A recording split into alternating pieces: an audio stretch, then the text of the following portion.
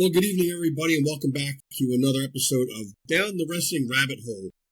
This is our last show for 2025. I know you all started cheering when you said it was our last show, but it's only for 2025. I thought we got canceled. I was like, what? It is now currently December 30th, one more day till the new year. And Mozart, this date is so unhinged, it makes Russo-era booking look like they're playing chess. Oh, boy. Well, before you go on, let's just say Russo-era booking, I hate to break it. It's going to hurt everybody's feelings, but made a lot more sense than the shit I'm seeing now. So I cannot disagree with that statement. But on this day, the Soviet Union was formed, Mozart, back in 1922, the most dominant faction ever. Finally collapsed by infighting and bad economics and refusing to put over the next generation. Rasputin finally got written off after no-selling, bullets, drowning, and common sense. He's the original. That finish doesn't work for me, brother.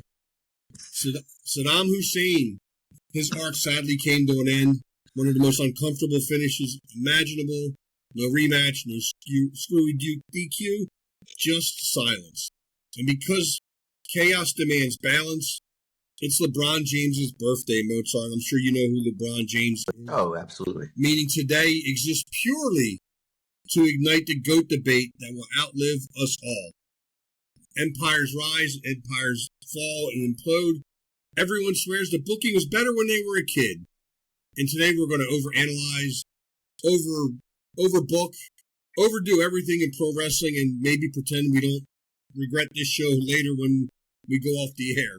So, except we haven't had to drop the drink because I'm completely sober. And yes, believe it or not, you're somewhat completely sober here, and we're feeling pretty good.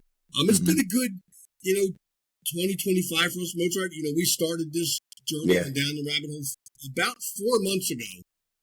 So we're on episode 14 or 15. Has it only been 4 months? Oh God, it feels like 4 years with you. And our producer told me in a text message, and I have proof, something along the lines of, we've been on longer than we should, so that's saying something. Hey, I think we're pretty interesting. I don't even watch us. I don't even watch us back because I don't even want to know what we said. I will put it, so I asked him, when was our first one? He said, you're on episode 14 or 15, so it was probably about 4 months ago. Possibly longer than we all should be on the air. There it is. I mean, he's not lying. He's not lying, right? But it's been a great, great run. And because my brain is so small, Mozart, I already forgot what we were going to talk about. Can you remind me and the good people listening, the millions listening out there in podcast land on the Lariat podcasting network? Exactly. Welcome, Lariat fans, the Legion. Steve's got a couple of names in the works that he puts out there that I like. Welcome to the show. So you had kind of touched on it earlier. Like everybody thinks booking was better. Everybody thinks everything was better when they were a kid. Oh, the music was better. The food was better. Yeah. So I get that. Like, it's a valid thing because we're humans, we're psychologically going to be connected to the stuff that we're very nostalgic to, like great memories. So there is a real subjective part to that. So there's no question. Like, people are just going to be, man, music was better when I was a kid, or this was better, or that was better. That's a generational thing that'll probably never stop. But you mentioned earlier when you said that, I was talking to you off air about changing the essence of things. When you change the essence of what something is, and the example that I used off air was, we've come a long way on road tires for automobiles, right? You used to have to put snow chains on. You had a winter tire, a summer tire, a dry tire, a wet tire, an ice tire. As you progress through technology and time, we now have better composites, better rubbers, better, if it even is rubber, better materials that they use that make these tires, number one, last longer, and you can drive them all year round. I have a very nice demo. I'm going to cut you off because if producer Steve is putting graphics up, when Mozart said they've invented better rubbers, producer Steve, he's meaning tires. Tires, Steve. Yeah. They've invented better rubbers too. I mean, now you can, You used to be like putting on a cutting off the finger of a rubber glove. Right. But you can never, ever, will never, ever, ever, ever, ever reinvent the wheel, the round, the in theory, essence the wheel, of what right? the tire theory is. That is my analogy to what happens in everything. We're predominantly a wrestling broadcast. So if you think about music, yes, it happens there too. Technology can make music a lot better. You can record, a band can be all across the world and still record together now via technology. Right. So there are advantages. There are disadvantages because sometimes that old analog sound, that's what you want the essence of music to feel like. Sometimes you want that modern digital feel, that very crisp, clean, it just sounds perfect. Sometimes you want to hear the needle scratch on the vinyl if you're going to put a record on, right? So I understand. With that being said, understanding that, and with wrestling, what the entire wrestling industry has done, and I kind of want to spearhead it myself to get it to right the wrong, because I will still stand by my statement that what we're watching on TV, the business is dead. And before everybody gets up in arms and everybody's like, oh, Mozart doesn't know what he's talking about. The business is absolutely dead. They're riding off of it. The rose has already been snipped off the stem. It's now just sitting in a vase. It's dead. That rose, when you give it to your honey, your mom, your kid, whatever, is already dead. You just still see the flower bloomed. It's great. Right. That's starting to wilt now. I mean, you can't possibly turn on a TV show and try to enjoy it when you see the sloppiness of.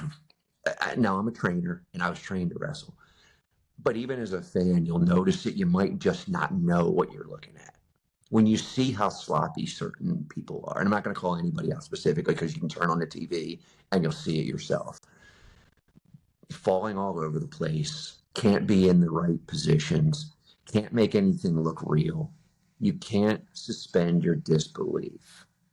And at the same time, the powers that be would want you to believe that these are the greatest era of wrestlers that ever lived, and they're far from it for a number of reasons. There are a few that are phenomenal. I'll use that because he is. There are a few guys out there that still got it, never lost it. There's some real new guys that are pretty awesome, really good at what they do. But there's never been an era of wrestling, and all you have to do is, if you're a connoisseur and say you're a connoisseur and you love wrestling, go find something on YouTube. I'm sure I don't, Howard, you know this. I don't have Peacock and this and that and the other to go look at the archives, because I don't, I've seen them all already. And there's other means to get it too. But if you look at different eras and you see how they've changed the essence of wrestling, there's never been a roster or two rosters of mainstream TV talent that are by and large as sloppy and as looked at as unskilled as they do. And the incoherence of what you're being booked. You can't have two top heels at the same time who are both undefeatable, and the next thing, it doesn't make any sense logically. You build a face up, you build a heel up, makes sense, Right. Does everybody have to fall into a cookie cutter? No, absolutely not. And that happened for a long time too. Everything was very cookie cutter matches, personas. But in the essence, to try to rebel against that, the essence of wrestling has been changed. And that's kind of where what I was looking to kind of pick your mind on a little bit is, when you're turning on TV, and I know from being your friend, like what you like, what you look for. And again, it's all subjective. Like, somebody might not like a certain persona. If there's a heel being presented that I'm not supposed to like, and I find myself not liking, I'm like, okay, this is cool because he's the foil in the story. I'm not supposed to like this guy, But there's two different avenues I'm looking at. One is skill level, and it's just not there. From by and large, not everybody. So I'm not saying blanket like nobody's good, Right. but the majority that are being presented is these top-notch, legendary, future legends, Hall of Famers, career enders. They're not as good as they're being touted. And unfortunately for them, the more and more that gets shoved down a paying public's throat, who, especially with WWE's case, they're overcharging big time. And you're paying more, being told how great these people are, but you can visually see that they're not. Right. You know what I mean? Yeah. They're not being put in the ring with somebody who's hiding every flaw they have. Working them up, getting them to a position where they're having good matches with everybody. It's just like, okay, march them out. Commentary's going to say what they're going to say. There's going to be press conferences, defending, which is another thing that has to stop too. I mean, immediately. You can't put the toothpaste back in the tube. You just told me that. You can't put the genie back in the bottle, but you know what you can do? You can quit squeezing out more. You don't have to have a press conference afterwards explaining why you did something, or a title wasn't supposed to change. Absolutely absurd. Absurd. Don't. The press conferences after the wrestlers, they're just stupid. Yeah, they're useless. They are trying to make them look legitimate. So the concept could be cool. I know, I'll give you an example. A few years ago, when I was working for JJ and Lisa Johnston at Right Coast Pro, we were looking for something a little different to do with promos and how are we, moving into the future. And it's like, okay, well, you have these UFC and these boxing, when they do interviews, they do like different camera shots. Like, you might not be me talking into the camera. It might be the camera looking at me talking to somebody interviewing. So we used a couple different camera shots that really added to the realism of the interview. The heart of what we were trying to tell the crowd that wrestler is. Who is he? Why is he going for the championship? Who is he? Why is he in the promotion? What are his goals, her goals? So we started to use a little bit of that. So you can use it as a press conference and make it very realistic. But don't come out fighting with the fans about why they backlashed against something that was completely terrible, and then defend all the booking decisions, almost insultingly. Like, oh, well, you just don't know where it's going, which is true. They don't. But at the same time, if the fans are the paying people, who, mind you, are being asked to pay more and more and more and more, and you cannot justify the prices to some of that merchandise, especially tickets. It's unaffordable, honestly. Right. And that'll catch up. Right. And I could get behind the whole press conference thing, with the big fight kind of feel and the big fight aftermath. If I believe the product that I just watched for 2.5, 3 hours, and I don't buy the product that I just watched for 3 hours, so I'm not buying the press conference. Yeah. And I watched a very little bit of Raw last night when I were talking off air. I really did like, Braun Breaker, Braun Steiner, whatever you want to call him. I really wish they would just change his name at this point. Yeah, me too. Recognize his history and his legacy. I like his promo. I believed it. Probably one of the toughest guys on the roster. Of all of the people in the what do they call themselves, division now. I can kind of get behind all of them. Like, I believe.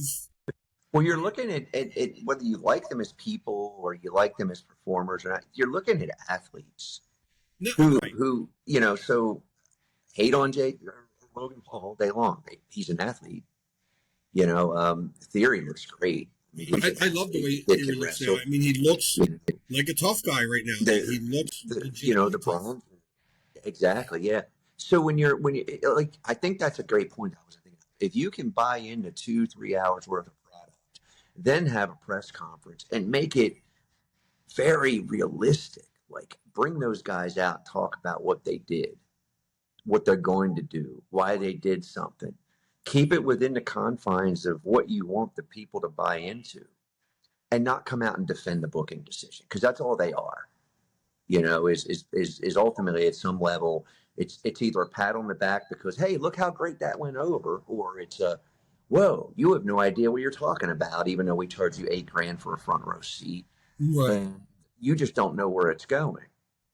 Well, hell, you better sure as hell do something if you're charging $2,500 for an aisle seat, $8,000 for some of these front row seats, and hundreds and hundreds of dollars to sit in the nosebleed section, which used to be a $20 ticket.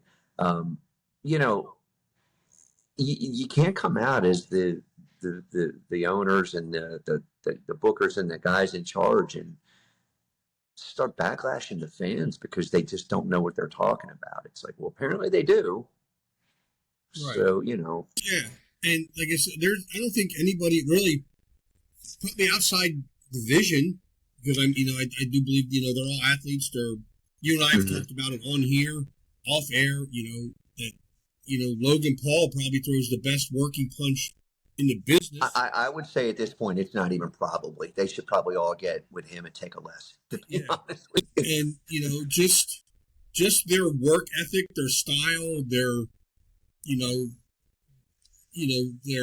ability, their charisma, all that stuff that it takes to be a great pro wrestler, they have.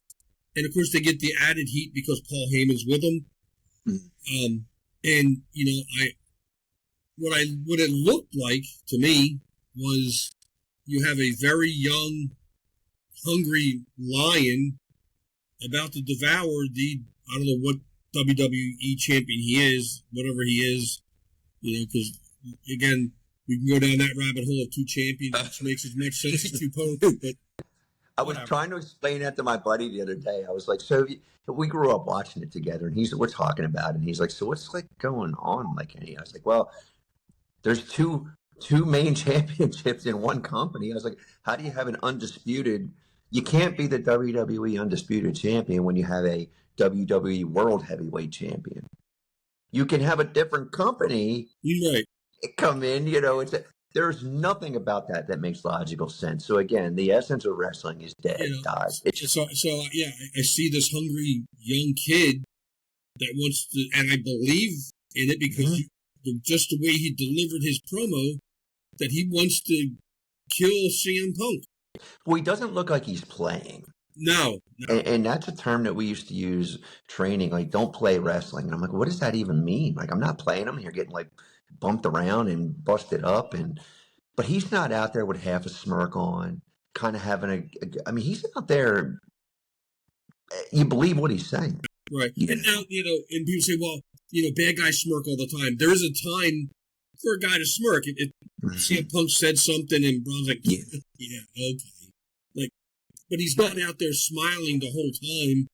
While he's trying to deliver a strong heel type promo. And I was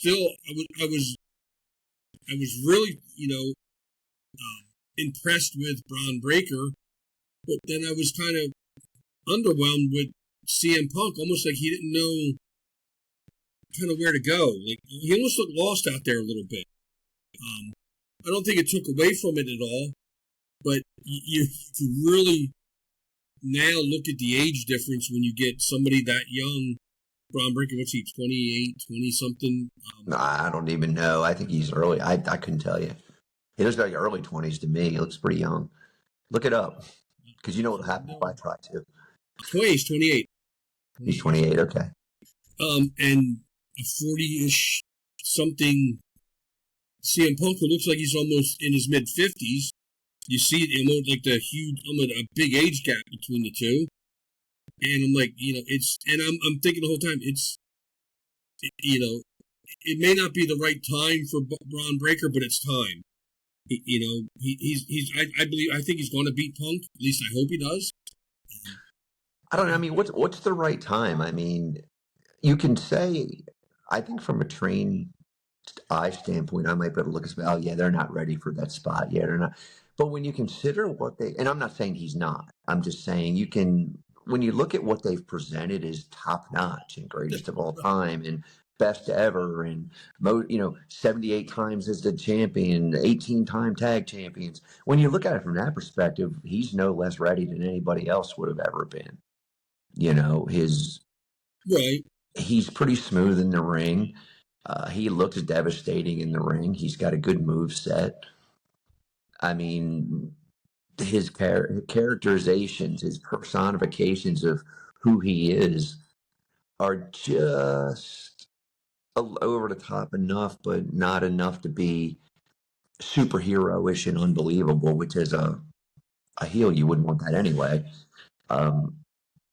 Yeah, what's not the right time? I mean, it's that kind of stuff happens by a lot of politicking too, like guys who don't want to maybe step down from their spot, or particularly when it was paid more on your position on the card. Like you've heard the attacks on Hulk Hogan, like, oh, we never wanted to get anybody over. But then there's the other side of that. It's like, well, Hogan built the house. Like we always wanted to be on the card with Hulk because we knew we were going to make more money. Right. One of the things is accountability today too, because when you make several $1 million a year and you can look that bad and still have your job, why would you care to get better? Right. The older days, you really had to hone your craft. You had to, even after guaranteed contracts, you still kind of had to prove your worth to keep them. If they put, I just heard an interview the other day. I don't remember who it was. Somebody talking about when you would put Stone Cold Steve Austin on a building, they just sold it out. It was proven. Stone Cold Steve Austin, Hulk Hogan, those names sold out buildings. I don't think they have one single person that they can just put that name on the building right now and sell it out alone just based on that one person. Right. They're still selling the package to put people in buildings, and the package is weakening by the moment. They're selling you, instead of an individual package, they're selling you a group package, and because none of them on their own are strong enough to do it. You almost have to have 2 or 3, really big marquee matches that are going to draw you into that building. Back then it was, The Rock versus Austin. It was. That's all they had to say. Whoever, Piper, Orndorff, Bundy, you name it. It was, The Undertaker versus Shawn Michaels. That sold out buildings. They can't do that now. Right. Can't. So they have to promise big shows, and that old saying is, they got to, drag, the old show ponies out and let, the Undertaker and all these other guys show face for a little bit, just to get people in the building. Yeah, but they went to that well so many times. It's dry too. Right. They don't have anybody to go to now. Because now they don't have anybody to go to. Even less now, because it's getting worse and worse. Well, the last guy they just had him tap out with a smile on his face. What do you think he's worth now? Seriously. And he's claiming, which everybody does, that he's not going to ever wrestle another match again. So let's say he holds to that. They've got nobody to go back to now. Right. They never made another star after him. They got close with Reigns, but then they didn't let necessarily, because he did have some health problems and there was some real life stuff that you have to attend to. But when you go that part-time, and I'm not knocking, I don't care about part-time versus full-time. Like, I think the guys earn their schedules, and if they can negotiate it, more power to them. But in terms of just pure star power, the more because he's even almost fallen into that real legendary category where it's like, oh, we need help, let's bring Reigns back again. Right. So how many times can you let him disappear to bring him back in to solve the problems? You know what I mean? Literally solve the problems, like from a business standpoint, and solve the problem storyline wise with his family or whatever faction's fighting. I just started watching again a little earlier this year, and I think they brought him back 2 or 3 times to do it since then. Yeah. Under the same premise. And I'm like, how many times can you bring a guy back? Yeah, it was all bloodline related, and they tried to, and they tried hard for a while to get Solo Sikoa to replace Reigns. It wasn't. But you could solve that. You could solve that, because back in the day, what you would say is, well, they're touring Japan, whether they are or not. Now the internet kind of killed that. You can't really, you could say they're off in another territory. They're off taking care of business, Right. You could still create some type of storyline narrative to where these stars go, the guys who are legitimately stars, when they disappear whether it's Brock or the last few guys they have that can, Randy Orton. I mean, he disappears for months at a time. Nobody hears anything about it. And then they'll, have a storyline reason why they disappeared. They're taking, even if it is simply, they're taking care of their family. Because now we can't say, oh, well, they're touring Japan, unless they really are, because you'll find out real quick if they are or aren't. Right.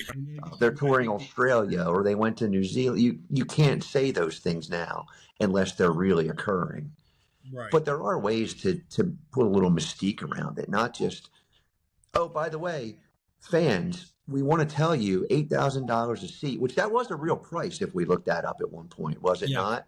$8,000 a seat.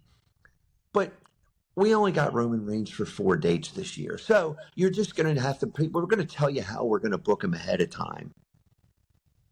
They really do come out and they say that kind of stuff. So you get emails now, you can get an email now telling you when he's going to be on the show, when he's not. And at one hand, that makes sense to me. But on the other hand, it's like, you shouldn't have to do that. You should just write it into the storyline. If you contracted a guy for a certain amount of dates, I've never worked for an independent promotion that walked out and the booker picked up the mic and said, we're not going to have so-and-so here for the next 3 or 4 months because he was only available to work for us X amount of dates this year. No, you don't say that. You work out the dates, you figure out the availability, you write your storylines and your angles based around, the angle would be whatever you're using to kick off a storyline. Could be, one thing, a series of things. Whatever angle you want to play to get to the end of your storyline, you would just let it play out in front of the fans' eyes without over explaining it. Or you would blatantly come out and say, so-and-so's not going to be here. You could fake an injury. You just don't need to, or you just don't need to say anything. But to come out and say, we only want him for so many dates, or he's only available for so many dates. Well, that's what you negotiated as a business. That's not what the fans need to know. That's not fun for them. What's fun for them is, oh man, I wonder where he's at. That mystique. Where did he go for 3 or 4 months? The cheapest ticket right now for WrestleMania, what day is this? It looks like it's April 18th. Mm-hmm. In section 407 in Allegiant Stadium in Las Vegas, section 407. Do you need binoculars to see the ring? Which is almost up against the back wall, is $590 a ticket. Wow. Down. That's a 10x increase basically at minimum in what I was used to hearing the tickets be. Now there are floor level seats at $8,045 a ticket. You're not even front row. It looks like you're a bunch of rows back. You're not even on the floor. You're on like the first level.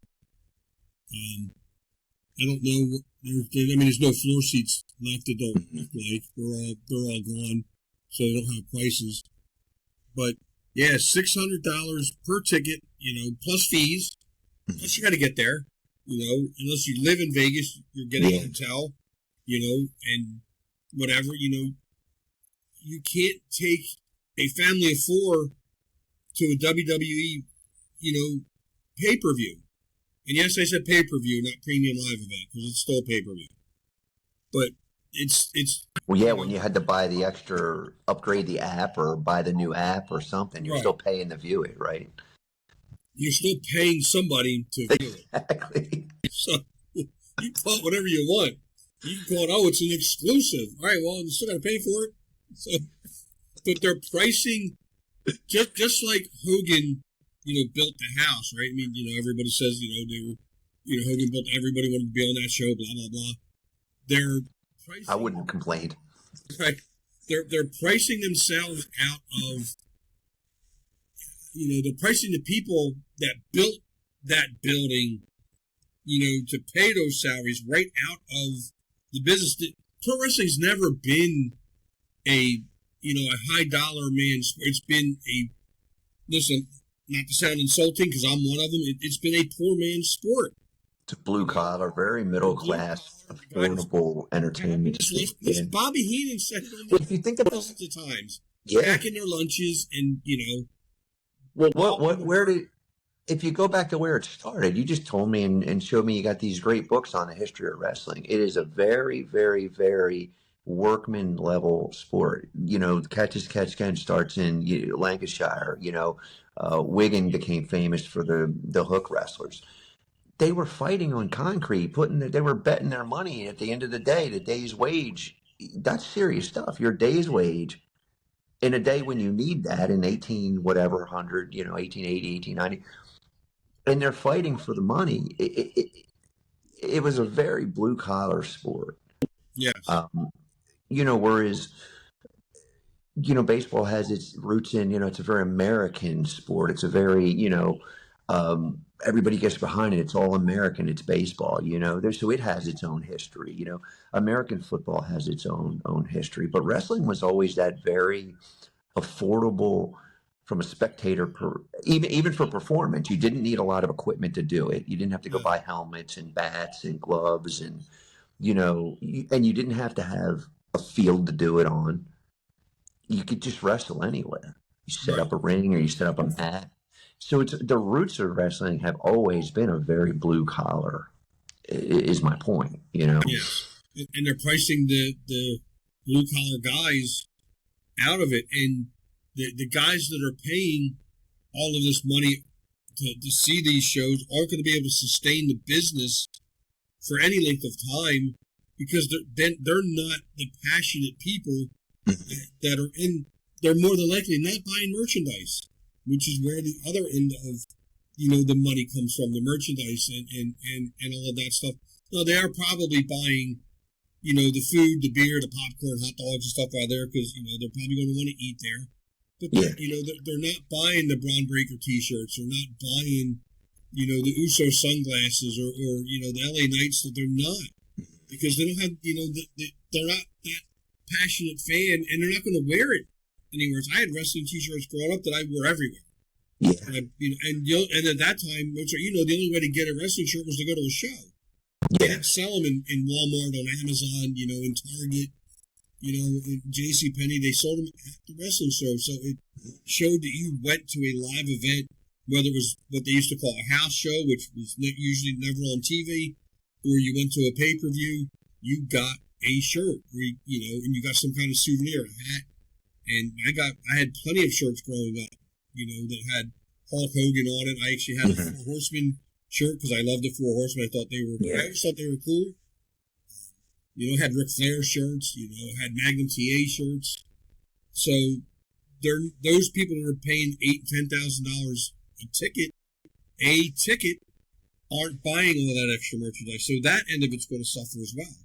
The merchandising in the show. Well, I don't see how they could. That's what I'm saying. Like the statistics, logically, it doesn't make any sense. So what are the statistics telling us? Okay, well, people can still spend $8,000, but they can still go out and do all their concessions, buy all the merchandise. Like maybe they are, but the point is where's the proof that they are or aren't, right?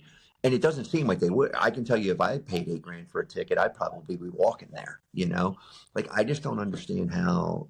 To your point, you could pay that kind of money, $2,500 a ticket, and still have that expendable income. It's now become a very wealthy entertainment spectacle. But the problem, and that's fine if you've grown your audience, you brought in a different demographic.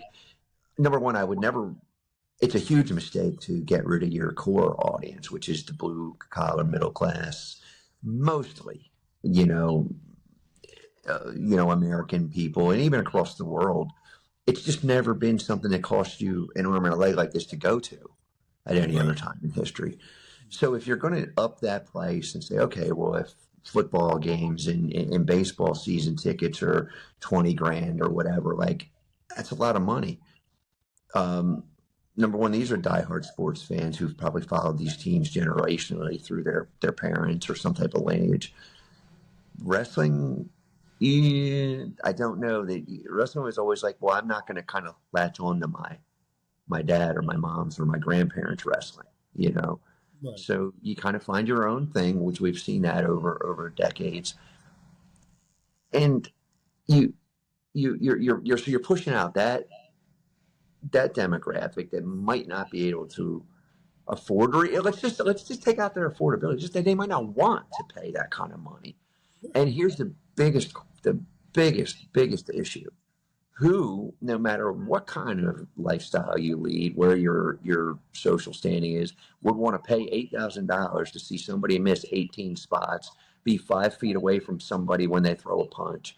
Yet that's going to stop. They're not going to keep paying money to see that. That is what I'm 100% absolutely sure of. Yeah. So I just watched a clip on, I don't know if it's Instagram or TikTok or one of them formats where I watch my wrestling now because it's free and I don't have to pay for it. Hey, if it's free, it's for me, right? Right. And it was a chair shot. I think it was Christian, and the Young Bucks were kind of picking him up. They had the thing in a chair under his chin, and oh yeah, I didn't see it. I don't condone chair shots to the head, especially now that what we know about CTE and all that stuff. But when they whacked them together, not only did they not touch Christian at all, they were about 3 feet over his head, and he fell down in a heap. I'm like, dude, did the concussion from the chairs coming together knock you down? Like, because they clearly missed by a mile, and that's the problem with the product today is just as great as the production looks. We always got great camera angles growing up watching wrestling in the 80s, where it was always from the side. It was never straight on. When you saw a chair shot, you saw it from the side, so it looked a hell of a lot worse than it was. And we didn't know any different because we didn't see it. We don't have the 10 different angles and the slow-mo and this and that, that the current product has. Well, that's back to tradecraft. That's just being untrained. Like, right. When you were trained to do things like that in the early days, and people would show you these tricks, it didn't matter from what angle you were looking at it. Right. So you couldn't dispute it from any angle. That was the point of it. Right. There were reasons that people talked carny, which wasn't even necessarily just a wrestling thing. All the old time carny people who wanted to kind of not know what they were saying would speak it. But there were reasons they used the insider terms and the tradecraft and the way that you would do things so you could walk right. I told you a while back, I was talking with Glenn. He could walk you right up to the crowd, punch you right in the face, and you feel enough to sell, enough to register it, and everybody's fine and going home at the end of the day, which is the art, the craft. And I remember watching. There's a couple of pay-per-views, and I can't remember. I remember the one match. It was Jake Roberts, Rick Martello. The blindfold match. Mm-hmm. There was a point in the match, and it was in the very beginning, where you could clearly tell, and I'm not going to give too much away, you could clearly tell something was amiss, and I'm like, did I just see what I saw? And, go back and people Google and watch and see if you can pick up, what I saw, because I don't want to give too many more hints away, because they still do blindfold matches and things like that, so I don't want to, destroy the image, too much. But, leave it in the comments, I believe this show's probably going to drop on Friday, which will be, what, the second? Yeah. So leave it in the comments. You'll see a point in the match, it's near the beginning, where you just feel like something's amiss. And it's after the blindfolds are already on. And I kept watching, like, oh wow, okay, I got it now. And then the other one was, I think it was Hulk Hogan and Sergeant Slaughter. And you saw where kind of Hogan, bladed himself, because he bladed himself like right in the middle of the ring, and then he laid his hand flat down on the mat, and I don't know who the referee was, but he came over. It might have been Earl Hebner, and put his hand on top of Hulk Hogan's hand, and Hogan slid his hand out, and Earl Hebner's hand went down, he picked something up off the mat and put it in his pocket. I'm like, they couldn't have done that outside the ring or close to the apron where Hogan can kind of get rid of it and it not be seen. Like, some guys were really, yeah, some were better than others at doing the trade craft type of stuff, the insider stuff. I don't remember that at all. I wasn't watching a lot of WWF. My point to that was, now it's like, oh, yeah, they missed again. Oh yeah, they botched it. They did that in the. So you're saying that he rubbed the ketchup on his forehead, yes, and then he gave it. To, oh, okay. Right. So, but they did it last night in the women's the 3-way match. Brie Bella was doing that power bomb thing where they all climbed the rope, and the move got kind of wonky, and I'm like, oh yeah, they all missed, and I'm like, yeah, like, because it's so apparent and so in our face now, misses have become part of the program now, and it shouldn't be. If me as a fan, they're not new. Like, it's happened through all generations. Yes. Well, probably more prevalent starting in the 80s that they became real noticeable, but especially through the 90s with guys trying to do more like high risk acrobatic stuff and slipping off ropes and things like that. Like, it happens, but I've never been in an era where it's been so prevalent, and it's not even high risk stuff. No, it's basic, normal, basic transitions. There's just been this huge debacle with even pinfalls lately. Like, I feel like I could retrain everybody on how to cover, what you should be doing when you cover, communicating with your opponent, communicating with your referee. It's like some of the things that happen, there's no excuse for it to happen because, again, being a professional wrestler. Right. Now, if you're an amateur goofball or you want to make fun of, like they often like to do, the indies, okay, whatever. But I know indie guys, a lot of independent guys and girls that are way better than what we get force fed on TV each week.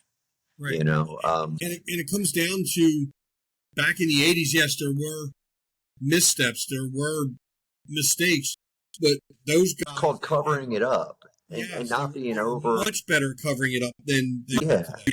It's called covering it up and not being so incredibly choreographed. You got to have room to be able to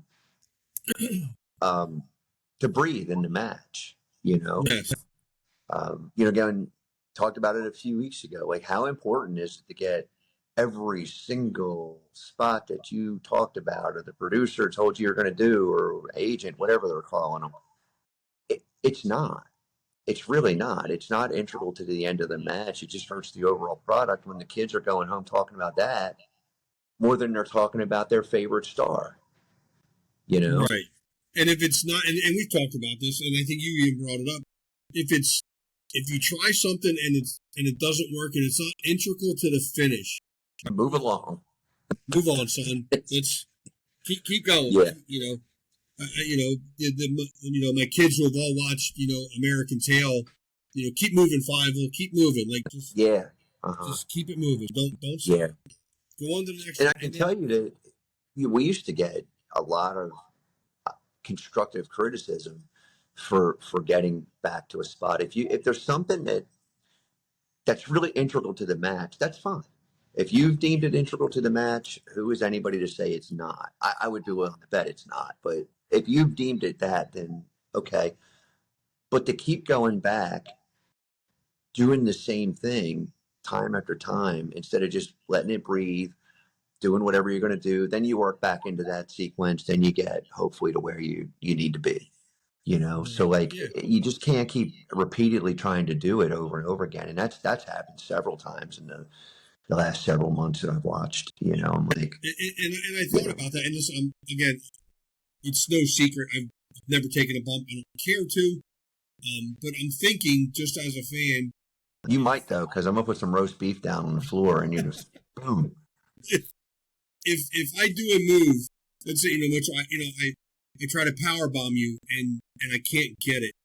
I'm thinking probably in 3 or 4 moves, it almost makes sense to go try it again, not immediately, and not 4 or 5 times in a row. Yeah. Mm-hmm. And not don't kick me. I shouldn't kick you and then try it again.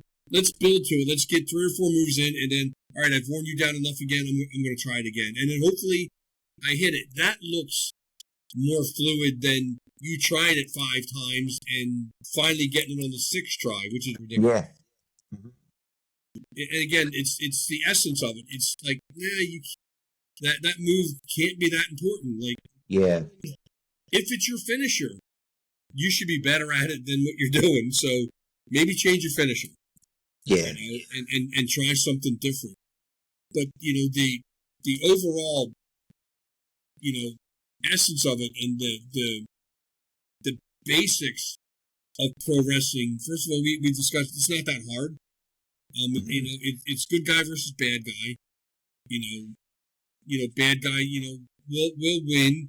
Good guy, we want the good guy to win. But the bad guy winning sometimes brings us back. So that when the good guy finally wins, it's a little bit better. And it's just gotta be real or feel real, and just make sense. I don't need anything goofy. And listen, there have been a lot, and you say, oh, well, you're picking on, the modern wrestling, and there was a lot of goofy wrestling in the 90s. Yes, there was. There was a lot of goofy wrestling. I still put 90s into modern, though, because it started to kind of, yeah. Shanga with his black magic and making the Ultimate Warrior throw up, and, yeah.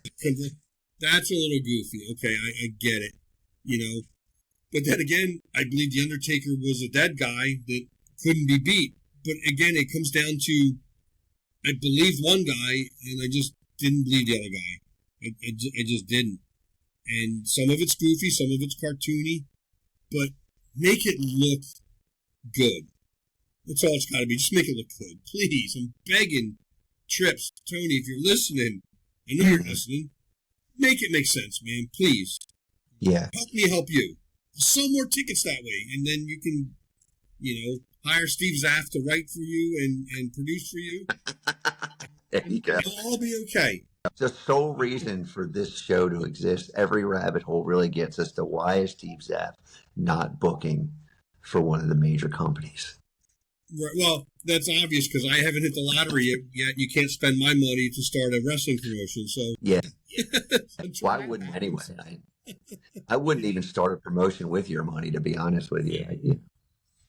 It's a headache, and it's a lot of work. It is a headache.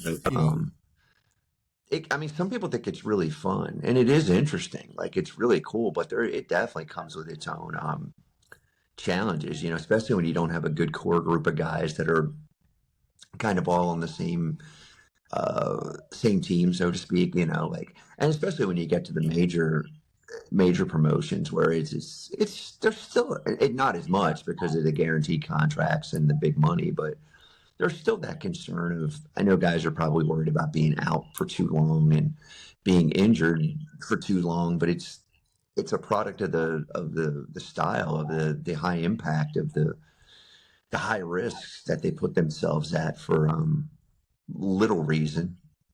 Save that kind of stuff for your premier events or your big shows. You could wrestle, they wrote TV like they used to, and like it was intended to be written. You can either have your major players, the major players in your roster, have matches with each other, have creative finishes to keep the feuds going or to end feuds and move them into different ones. But you could use your enhancement guys on occasion if they come to town, if you just want somebody to look super devastating, because what ends up happening is you get your resident enhancement guys who start to get that kind of reputation where they're not looked at they're almost looked at like signed enhancement guys, like you just know they're probably not going to win, and that's unfortunate because you could do something with a lot of that talent and still be able to use local guys when you come through, get them some experience. You could,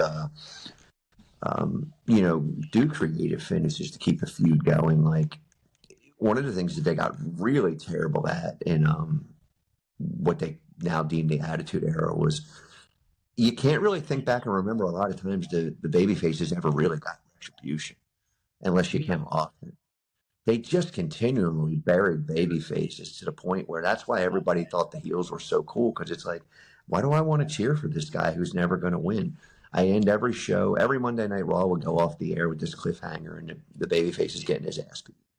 And then you think he's going to come back next week and do something. It would just perpetually go on and on, where they're not getting their sympathy back. Then the heat on the heel is gone because now nobody cares, because you beat the crap out of the babyface so many times that it's a dead issue. You know, I did want to touch on, you mentioned a little bit ago about, guys losing their spot, which back in the territory days, it was a legitimate concern. Yeah, guys get hurt, they moved on. Like you lost your spot, and now it feels like guys lose their spot because they're out injured or whatever, and they come right back. And I was going to say, does anybody really lose their spot now because they got injured? They can be out for a year. Yeah. Right, and they're thrust right back into their first match back. They get a world title match, and I listen. I know what you're saying out there. Well, guys like Dusty Rhodes and them have been out for a long time, and they get a title shot. Here's the difference. When Dusty came back, they weren't out that long. When was? Right. But I'll stop you right there. When was Dusty or any of the guys out for 2 years? You've got guys who've been out for like 18 months. Yeah, they were out a couple months. But here's what happened in Crockett and in Florida and in Georgia and in Mid-South and in every other promotion running was, and Ric Flair was the champion of most of that area. Dusty would come back and won, his title shot that the Horsemen put Dusty on the shelf for. Ric Flair would come out and say, well, Big Dusty, you've been out for 3 or 4 months now. You got to move to the back of the line. And legitimately, now he's got to move to the back of the line. But what would happen was in the next 3 or 4 weeks, Dusty would do something to infuriate Flair to make him challenge Dusty at the Omni, at the Greensboro Coliseum, the Philly Civic Center, to challenge him. And then Dusty would be like, okay, I'll challenge you, but you got to put the title up. And, of course, Flair, being the arrogant champion that he is, puts the title up. So, yes, Dusty was pushed back to the top again, but the booking was different. There was a story behind why now he went from being out for a couple of months to now being to the front of the line, because Ric Flair asked for it. Nobody asked for, Cody Rhodes to come back and win the Royal Rumble and get his title shot, which I still don't agree with. I don't. And people can agree or disagree with me. And if you do, leave it in the comments, once this video drops. Let me know how wrong you think I am, or how right I am. It's very different because they've taken the meaning of the titles away. They've taken there's no real contendership. The mid-card title isn't the number one contender to the heavyweight title or whatever. They've just restructured. Again, they've changed the essence of what wrestling is, and by and large, it really doesn't work. So the logic just goes right out the window. And I think just knowing, because I know some of the guys who've been injured and been out for a long time, they do worry about their spot. But my question is, do they really need to? Because I don't know one guy, and I know personally a few guys who've had some serious injuries, who had to go through surgery and spend months, if not upwards of a year or more, on the shelf, who've come back and pretty much regained their spot and been right back where they were. And I get it.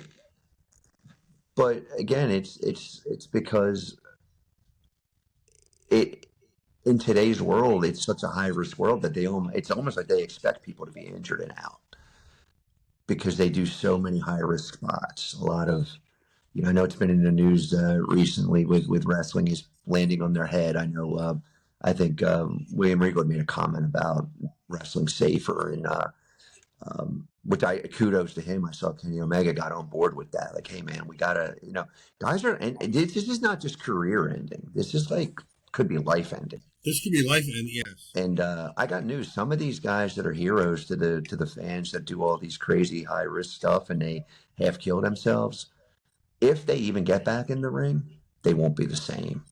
Right. And and they visibly won't be the same. They won't be able to do the same stuff that they used to do, a la Dynamite Kid. How bad his injuries changed what he was from those early days to working through his high point in wrestling, his high point in terms of worldwide popularity, which was the British Bulldogs, and working through those injuries. The guy was never the same again. There's been hundreds of stories like that. There's some going on right now unfolding that are right under your nose. That guys their permanent outside lives will be changed because of the style that they chose to wrestle, or that they chose to do it, but that they were kind of perpetuated to wrestle in order to gain the heights that they wanted to get in wrestling, Wait, hold. I was just counting titles on the WWE webpage, and between WWE and NXT, oh yeah, 22 titles. And that's not 22. Even why I thought there was 19.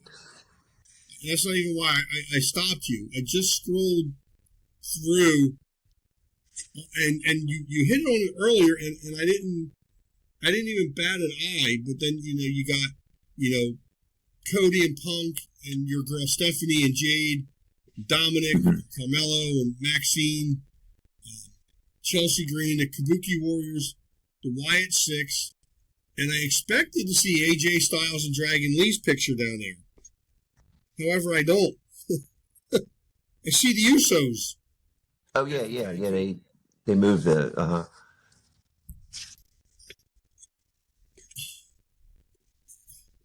This is how bad it's gotten, folks. This is how bad it is. Well, but it's just trying to outdo title reigns. Now it's like, how many title reigns can somebody have?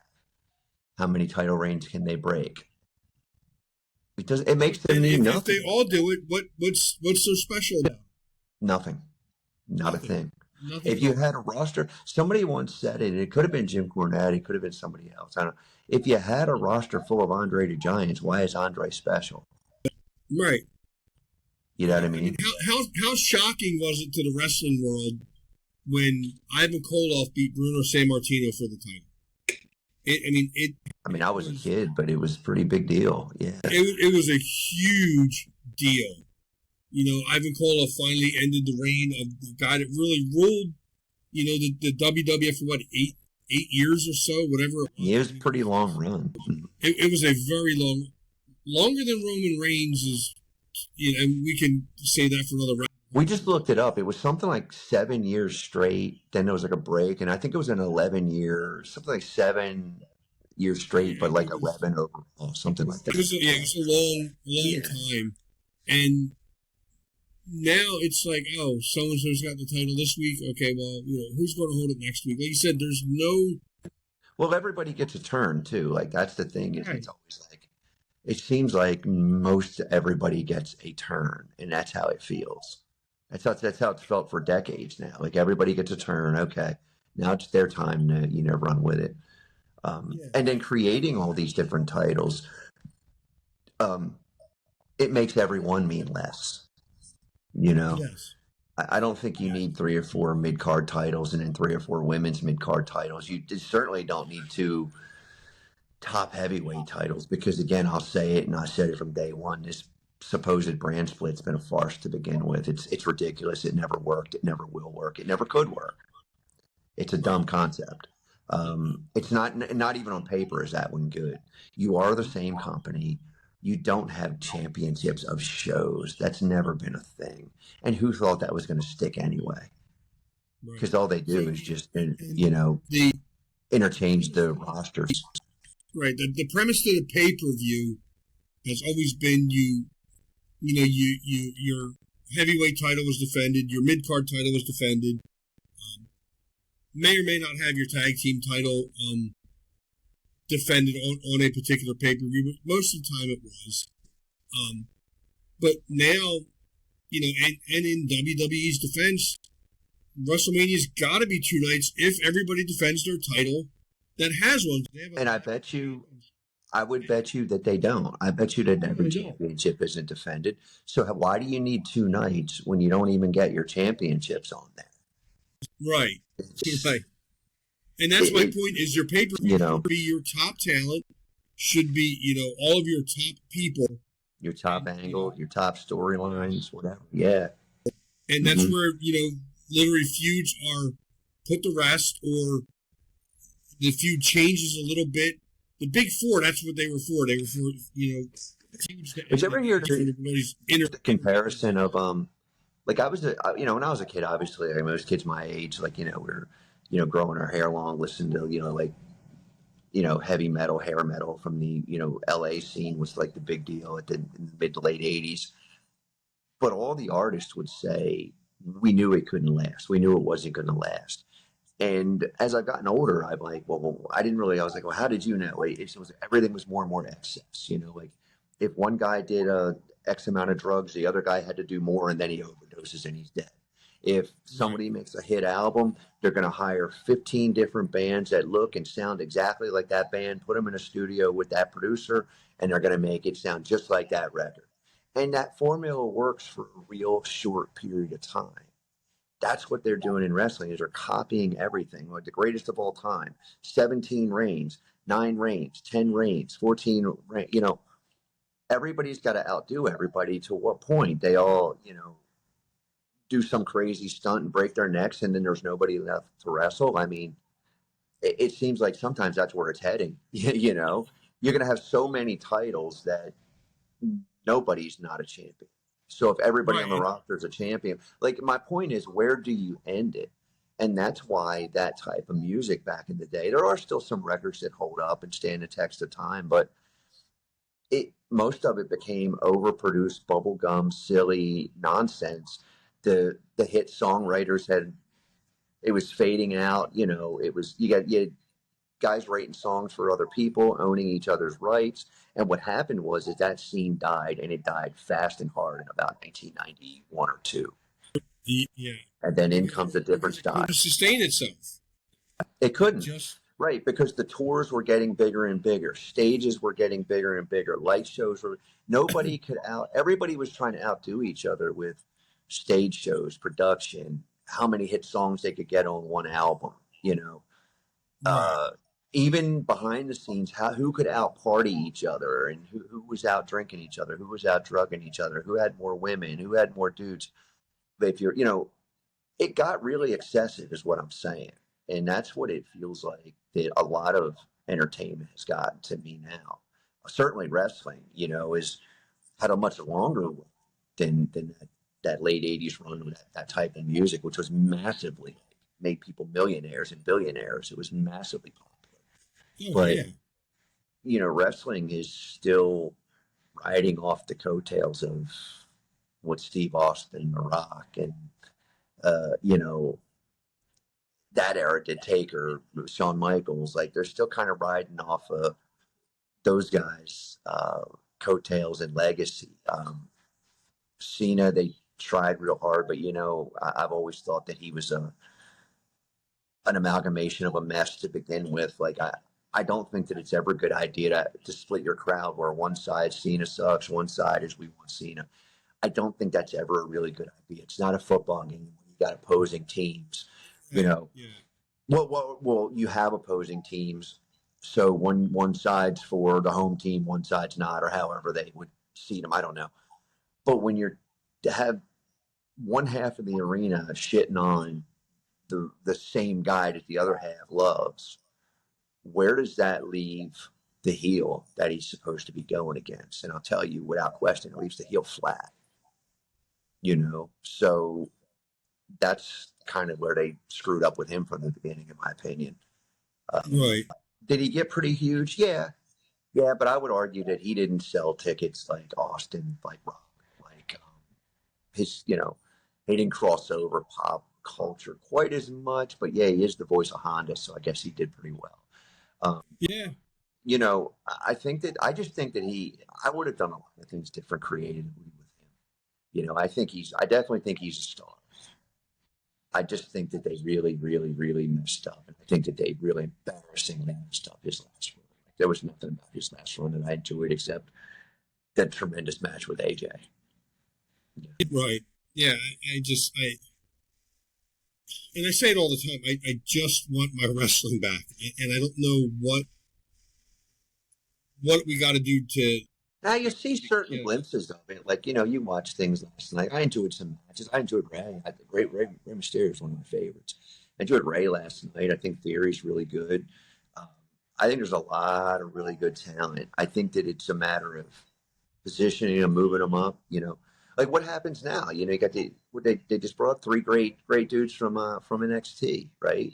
Trick, Javon, oh geez, what's it, Oba? Is it Oba? Oba. Is that Oba? So they brought these three guys up. I've seen them. Their work is pretty cool. They got good personas. What do you do with them now? You better have a plan. So but I don't think they do. That's what it seems to me too. It seems like nobody ever has a plan. And then anytime you get a boardroom involved, it's a hot mess. I just feel like with pro wrestling, the booking should stop at one person.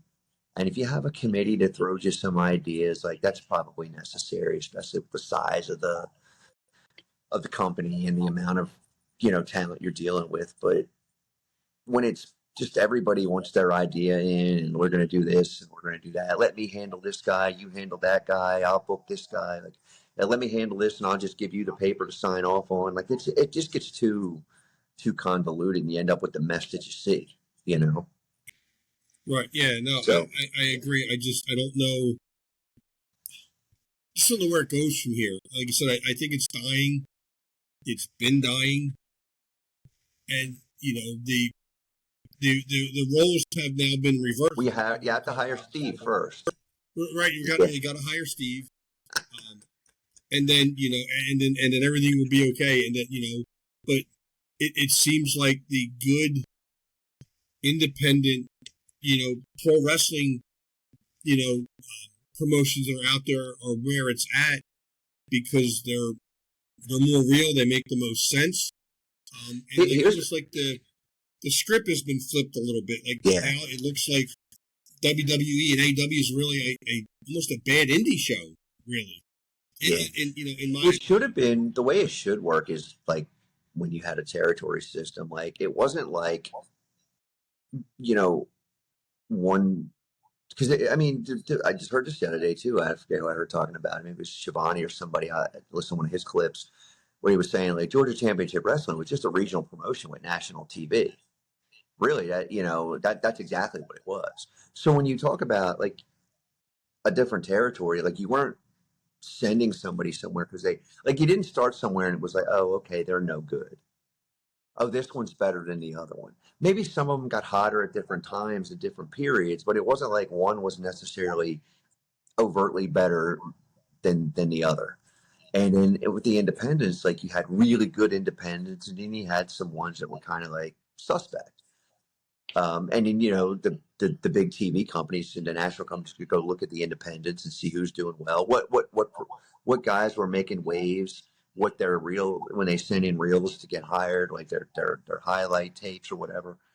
How good were they? Were they good at everything? Did they need work on certain things? There was kind of a system, whereas I don't know that there is now. It's just kind of like, oh, we'll pick somebody, we'll put them in the performance center, and we'll kind of cross our fingers and hope for the best. Right. That's what it seems. I don't really know, but I had a point to all this. Where was I going? But like, you just don't like. There's no real place to go pick anybody from anymore. There's very few places to go to if you have a national TV. Like Georgia Championship Wrestling could have went to other promotions, which they did, to get stars in. Here comes Roddy out of Portland. Here comes so and so from here, from there. But it wasn't like, oh, Portland's our farm league. No, it was a pretty hot territory in and of itself. Oh, by the way, Texas is our farm league. No, it was pretty hot. It's just they didn't necessarily have national TV, So national TV kind of became the gold standard. If you had national TV, like you did kind of have. We talked about that with the national expansion. Like that's why getting George's TV was a huge deal for Vince. Matter of fact, he would have failed without that, I think. He needed the TV. And yes, absolutely. To kind of bring it full circle, like it's not all, I believe it's dead. But I'm just now, my fear is how far does it go before it's able to be resurrected? Because you see great stuff. I mean, I watched it. I understood and got the finish to Ray in theory. Like I understand why Logan Paul interfered. You know, Ray's wrestled him. He's been so they made a nice story. Ray's wrestled him. I think this is the third time. I think one was a tag match. He hadn't won yet. Well, guess what? I was like, if Ray loses again for any reason, with interference, whatever, I'm like, you kind of killed your baby face. A legendary one at that. So it made sense that there was interference because it kept a really young, hot heel from being pinned. Although I personally, and I think I said this to you, wouldn't have minded if he gotten pinned. Wouldn't have hurt him really none. But I get why they didn't. So that made sense to me. There are certain things that will make sense. I'm like, ooh, that's really cool. And then there's stuff on the same exact show that makes less sense than you could ever imagine. You know? So like the Usos winning the tag titles makes. Well, what's the point? Like, are we just now trying to outdo? What tag team are we chasing now to make their title run seem meaningless because now they've beat it? I don't know what the end game is. Are they just? I mean, I think that's what happens is it diminishes. You know, they don't say records are made to be broken, but they shouldn't be broken every year. Right. Records should stay. Well, you know my pet peeve. What do I say to you every time we're texting or talking and we're watching wrestling? I don't care how many. Why do you have to tell me how many days everybody held the title? If it's a specific reason, if you're telling me that because you were really trying to get this one person over, then it makes a lot of sense. But if you're telling me everybody, why 44 days into their title, I don't care. What's 44 days? This is a brand new belt anyway. So, they've got too many belts. They've got their focus on too many different things, and it makes no sense. Like, I don't need to hear how long everybody has held the championship. Tell me when we're breaking a record. And to your point, we break a record every week. So why does anybody care? It's not. That's the danger. Yeah. Right. We take away magic. I think the bottom line is what would we say? You can't change the essence of wrestling. You can't.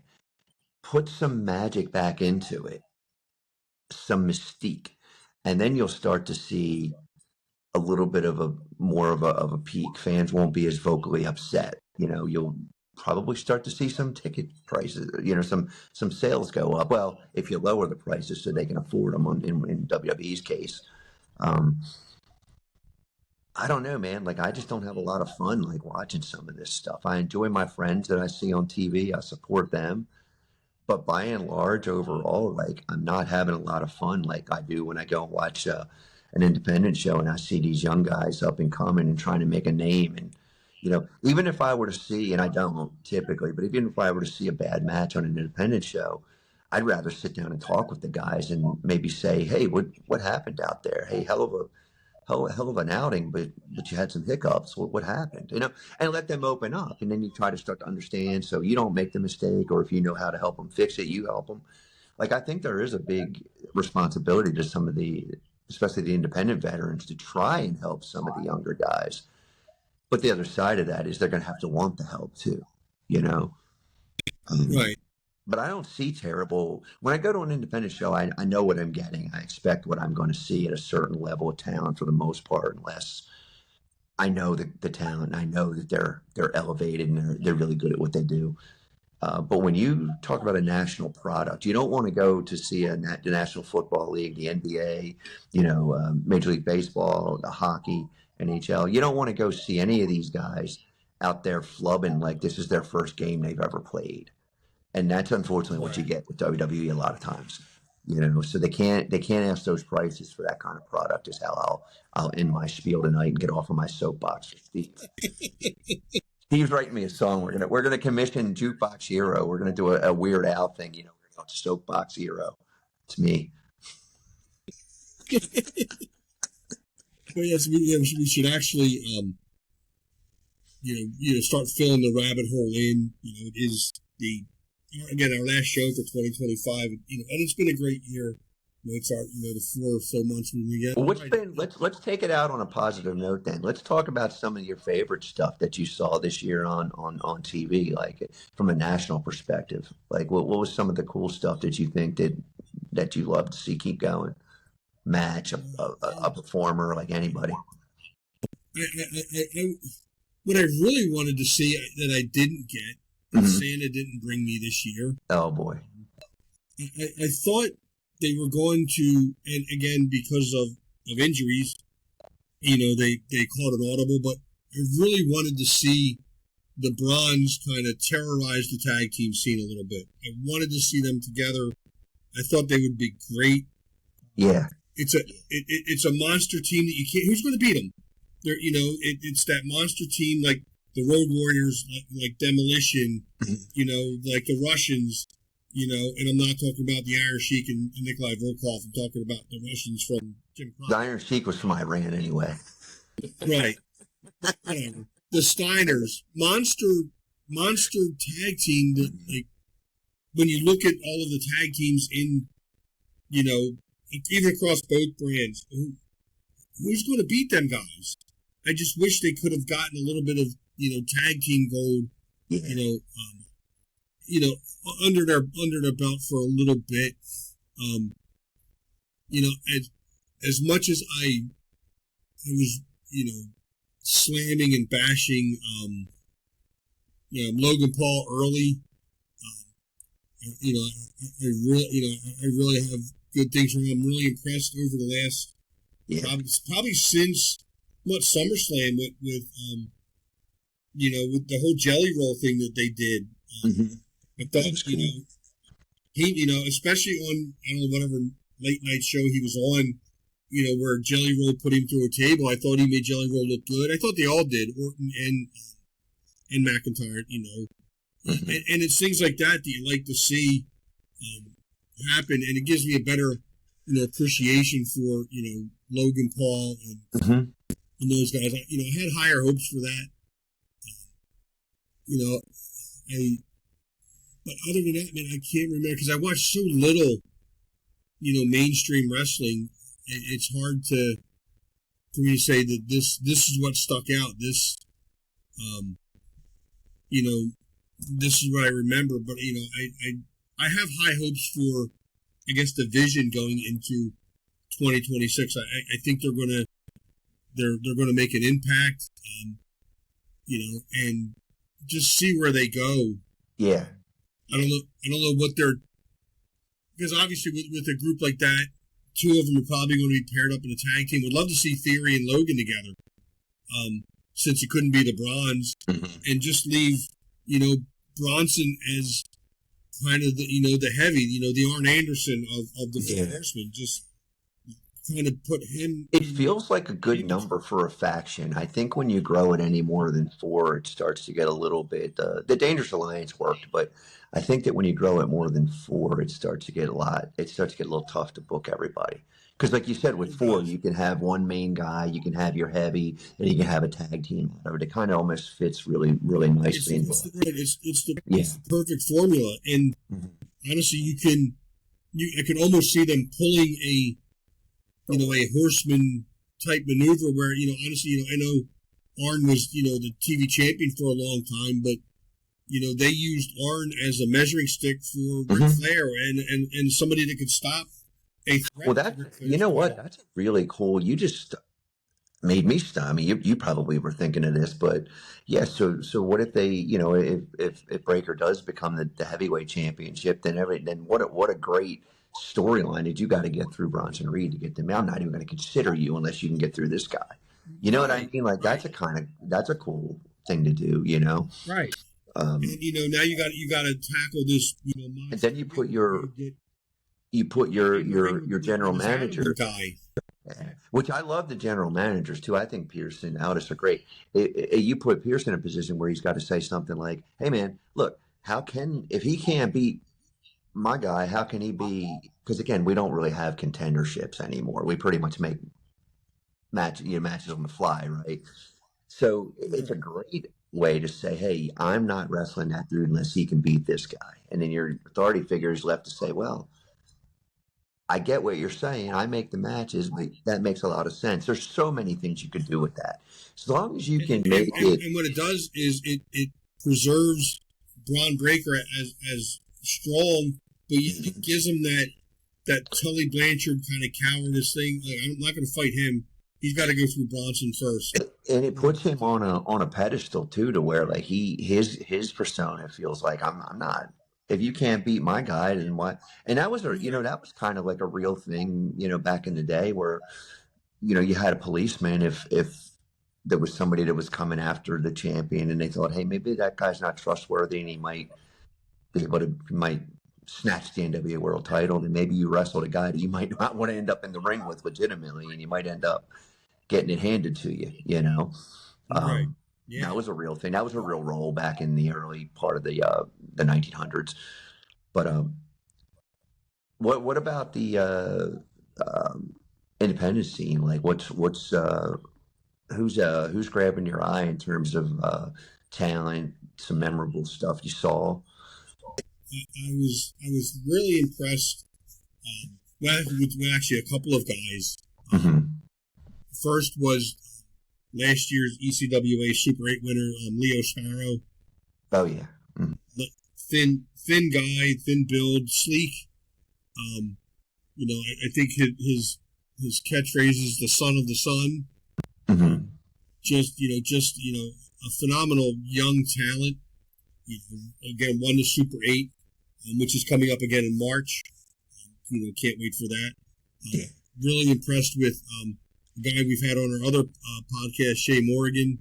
Yeah, he's great. I'm seeing him literally explode. All over. The wrestling scene of a lot of independent shows. Good to see that. And probably my feel good story, and I hope he never listens to this, is I don't want to call it a comeback because I can't, but the debut, of ECWA's hottest talent this year kind of came out of nowhere.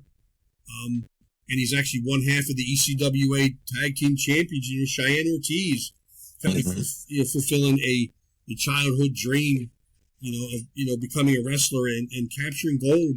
Really, that's cool. His first match for ECWA, so I'm real happy for him. He's a wealth of knowledge too. We've talked to him on the VFC Nation. For anybody listening, if just Google Cheyenne Ortiz, he's got a podcast. He does some great stuff. He's really, really, really cool talent. Nice guy. Yeah, he's a great guy. Great interview. I'm hoping Mozart either to get him on this show or our show again. Although I've had not the,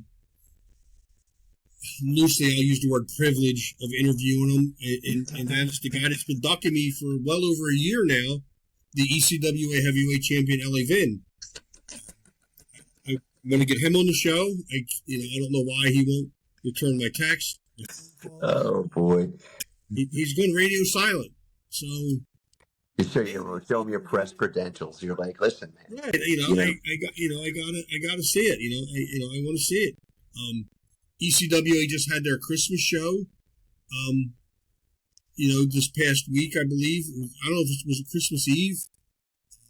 Clutch Rockwell won the contract, or my man, poll or contract. He gets a shot at, I believe, any title, singles title in ECWA. So I'm excited for that. He, of course, coming off a very long, I think a 3-year plus losing streak, and so he's turning it around. If anybody thinks that you need to win to be over, you have to go back and follow that story, because he is amazingly over. He is probably one of, if not the most over guy in ECWA. And then they have coming up, actually 2 things are coming up on New Year's Eve, Mozart. I'll mention one, and I'll let you mention the other. But ECWA is dropping their, top 50 matches? Top 50, yes. 50. 50 matches on, New Year's Eve. I think it's 6 p.m. But check it out, ECWA 1967 on YouTube. And Mozart, something else is dropping on New Year's Eve, is it not? Yeah, so this is really cool. I did an interview, and I'd like to get the guy on. I did an interview with uh, man, two of my best friends in the world. The other 2/3 of the Chick Magnets, Mike Tobin and Brian Sosha. Which, if you've know anything about us, Howard, it's hard to get the three of us together these days. Sosha has a I know. really brutal I've been schedule. trying. Yeah, he's talking. You know, he works for Fight TV and the bare knuckle fighting champions. I guess it was Fight TV. You know, bare knuckle fighting championships. He's heavily involved in that. He's an announcer for them. He does a lot of work. That's his full time gig. He's been in broadcasting for years. He's traveling all over the place. Yeah, he's on the road.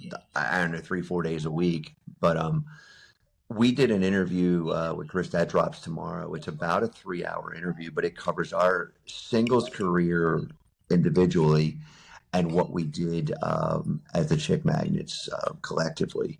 So it's and you know, post wrestling, what they're doing, you know, what I'm doing, which these ventures we talked about. So that is a real. I recommend that because the story of Mike and Brian getting to ECWA and the things that they had done before that are just priceless. It's what makes wrestling. Wrestling. It's what makes, you know, people want to come out and watch a show or even get involved themselves. Like, their stories are just incredible. So yeah, that drops tomorrow at I think 5 p.m. Eastern time. And it's Chris Sanders. It's Best for Business is the name of his podcast. He's got a lot of great interviews. He's got some. Check out my my peers from Chaotic Wrestling, Jamie Jamakowski, who was an owner at Chaotic Wrestling. He was great guy. Chase Del Monte, the Logan brothers. And he's got a plethora of other independent guys that he's talked to over the last year. Really good kid. So, and we're looking at Larry Mozart. I believe I have on our other podcast on the VOC Nation. I have a lot of guests coming up. I believe I have the whole month of January booked. Good, cool. So looking forward to that. Well, we got to get some.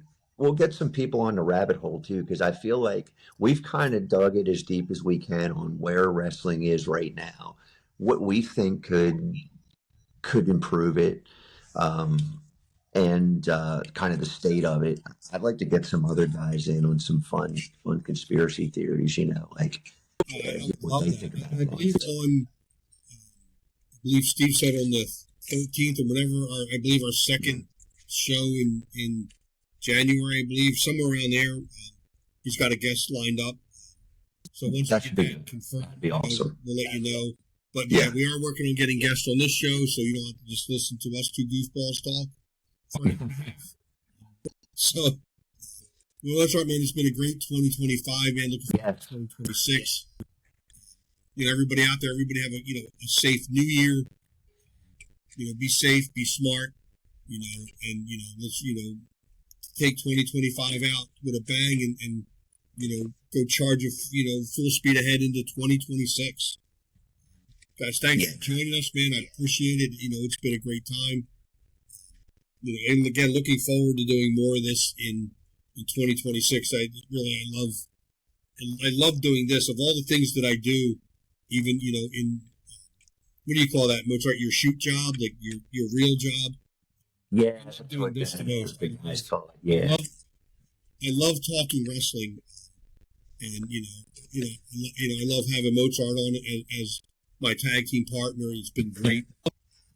You know, I haven't. We've been up and down the road a little bit together, so they had a little bit to the show, I guess, right now. Yeah, I want to say to you, Merry Christmas, Howard, to you and your family. I missed you on Christmas. Yes, sir. Text. Happy New Year. Like it's always a laid back night for me, so I'll be just doing what I do every night, and diving deeper into a conspiracy somewhere and having some fun. Yes, Merry Christmas to you. Belated Merry Christmas and Happy New Year. And yeah, my New Year's, I don't know the last time I watched the ball drop in New York. I couldn't tell you. So I will continue that tradition probably this year. So. Yeah.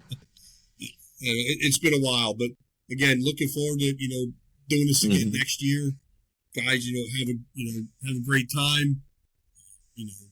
Our job is done here. I'm just going to figure out how to. Guys, have a great New Year, and look forward to seeing you in 2026. Yep. Take care, everyone. Bye-bye.